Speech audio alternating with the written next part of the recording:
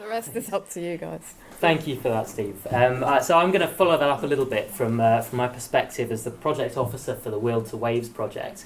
I'm going to have a bit of a whistle stop this evening, so I'm going to give you a bit of brief background to the project and talk to you a little bit about what biodiversity net gain means for us, and actually agree on quite a lot of what you've just said to us, Steve. So Weald to Waves is looking at creating a 100-mile long nature recovery corridor in Sussex. And to do that, we're having to utilise an awful lot of political views and schemes and strategies, and BNG fits into all of those. So really, to repeat what Steve said, we're in quite a frightening position with the State of Nature report that came out a few months ago. Half of the wildlife in the UK is in decline.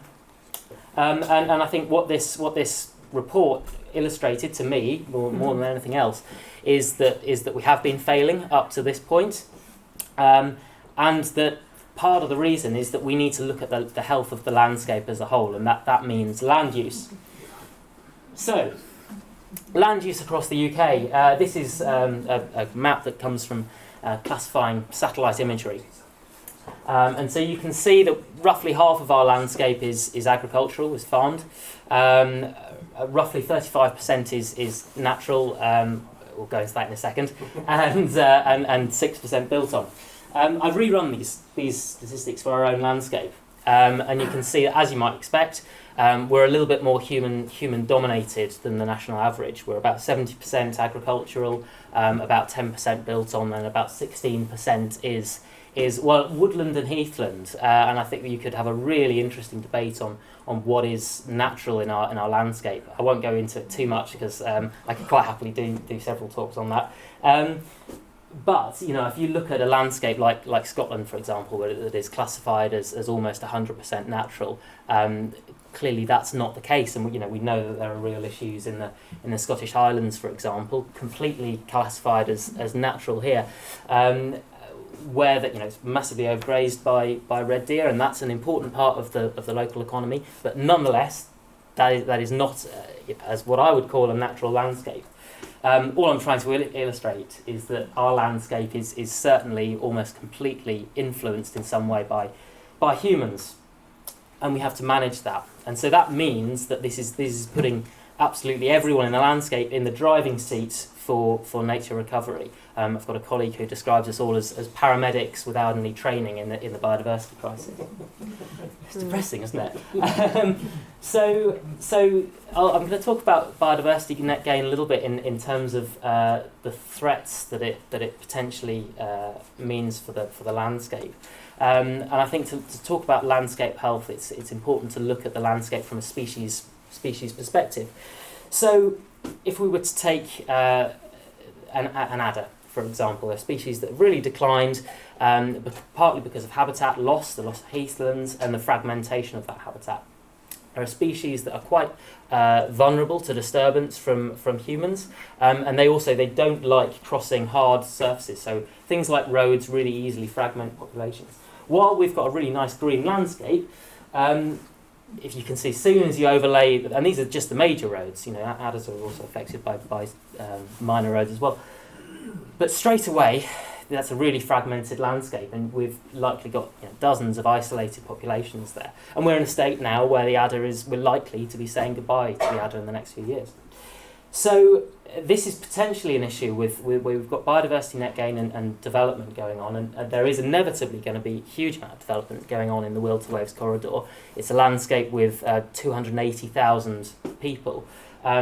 If we've got these incentivized on-site biodiversity net gain, it's not looking at the landscape as a whole and looking at that landscape health, how it's fragmenting and isolating these nature connectivity with nature and these nature corridors, which, by the way, we don't know very much about. In terms of connectivity in our landscape, we're fairly scientifically ignorant, and there's a lot of work to do in terms of modelling and mapping to understand that, and it's got to be done for individual species.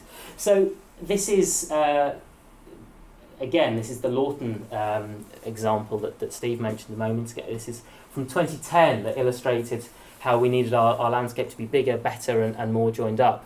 And quite often people misunderstand the Weald to Waves project. They think, so we've got these core areas for habitat, and they think, well, we're trying to drive people out of a landscape and create this sort of romantic wilderness. We're not. What we need is a sustainable landscape that's connected together by stepping stones and nature corridors. All of that to ensure that we don't have these isolated pockets of populations where the genetics go down the toilets and we lose these species locally, as is happening with the adder and other species. But crucially, we need the whole landscape to be sustainably used and permeable to wildlife. Now, there are a whole variety of landscape scale projects that are looking at landscape health. Weald to Waves is a new example of that, and we're taking things like the local nature recovery strategy that's in development and trying to implement that on the ground. It started, it's quite an interesting aside about development, but you can see how we've got almost continuous development along the Sussex coast, and it started with a farmer who's got one of the last undeveloped bits. And he started a conversation with NEP, who have done a really good job of creating a core area, essentially, through the wilding project there, but wanted to reconnect across the landscape to other core areas. And so James Baird, who's an arable farmer, reached out to NEP and suggested that connection. And James is quite unique in that he is interested in wildlife and wants to conduct nature recovery on his land fairly altruistically. However, to reconnect these areas, that's crossing a really big, complicated landscape, and we need a whole variety of arguments to get that landscape moving. And so, back in 2021, the first partners for Weald to Waves met. And that included all of the usual suspects, the conservationists and the Sussex Wildlife Trust. Sorry, Tony, I hope you don't mind me describing the Sussex Wildlife Trust as the usual suspects. The national parks and others, but it also included some of the larger landowners as well. We're at a point now where there is an imperative for things like traditional intensive agriculture to change, because you might have read articles about soil health with these things like 60 harvests left, because our soils are in such a degraded state.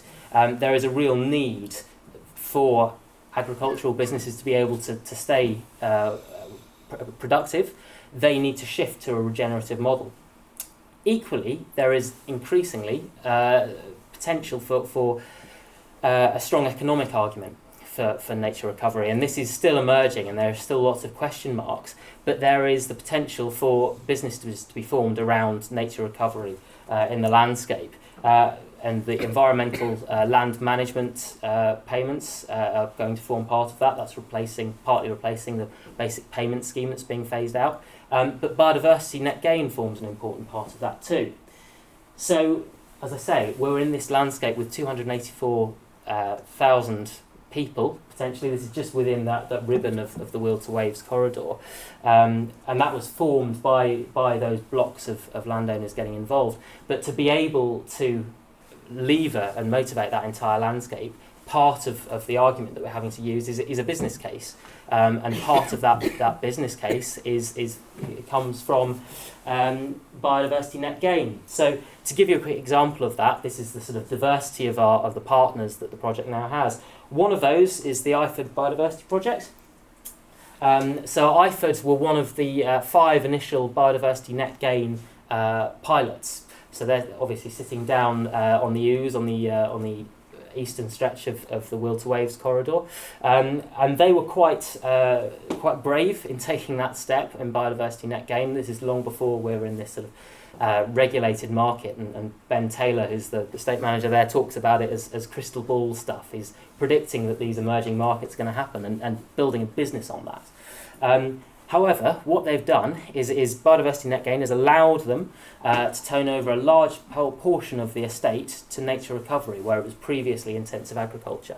They're still farming at IFOD, but that's happening at different parts of the estate. And ultimately, as biodiversity net gain develops, they're planning to put around 2,000 hectares of marginal land for agriculture into nature recovery. So I say that's marginal land for agriculture. This is land that's been ploughed up post-war to provide food and supercharge our food production.